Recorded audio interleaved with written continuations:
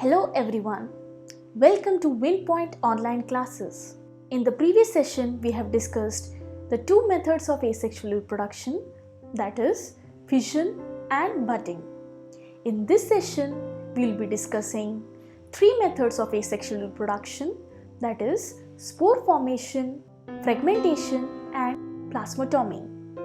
The learning objective for this session will be the methods of asexual reproduction, in which we will be studying about the first method, that is spore formation, the second method, that is fragmentation, and the third method, that is plasmotomy.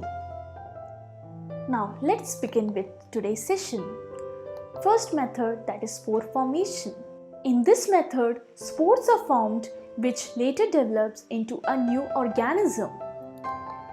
In this method, structures called sporangia which produces tiny cells called spores. When the spores come in contact with the moist surface, it develops into an offspring which will be identical to the parent. Because this is an asexual reproduction, the offspring so formed will be the same as that of parent. Examples: fungi, green algae, molds, and non-flowering plants, example fern. Zoospores. Zoospores, they are motile spores and have flagella for movement.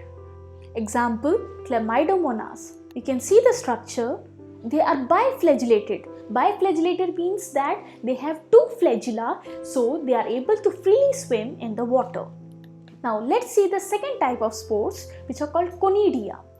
They are non-motile spores and are always in chain. Example is penicillium. You can see the structure of penicillium, in which the spores are produced in chain-like structure, which are called as conidia. They are non-motile and they can float on the water surface. So the difference between zoospore and conidia is that zoospores are motile, they can move from one place to another, whereas conidia are the spores which are always in chain and are non-motile. That means they are not able to move from one place to another by themselves. Now let's discuss the second method for this session, that is fragmentation. The method in which the parent cell breaks down into parts, and parts are also called as fragments, and each part is capable of forming a new organism. This process is called as fragmentation. Example, Spirogera is also called a filamentous algae. You can see the structure of Spirogera. It has a filamentous body. Later on, when the fragmentation process will take place, it will break into parts, and these parts will grow to form a new organism. Now let's see another example. Planaria. Planaria belongs to phylum Platyhelminthes. Now you can see the structure of Planaria. Now this Planaria will be broken down into fragments or parts, and from each part it is capable of growing a new organism. Now let's move on to the next method of asexual reproduction, that is plasmotomy. Plasmotomy is just like what we have discussed in binary fission. The example of plasmotomy is multinucleate protozoan, that is Opalina and Pelomyxa. You can see a structure.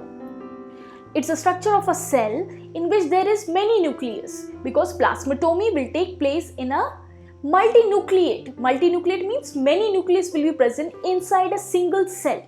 So the first division will be cytokinesis, in which the cell will divide into two equal halves.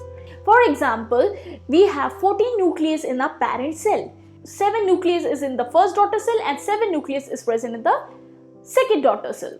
Now, when it matures and develops, karyokinesis will take place, and karyokinesis means the division of nucleus. So you can see that whatever the 7 nucleus which is present, it has been doubled to 14 in both the daughter cells.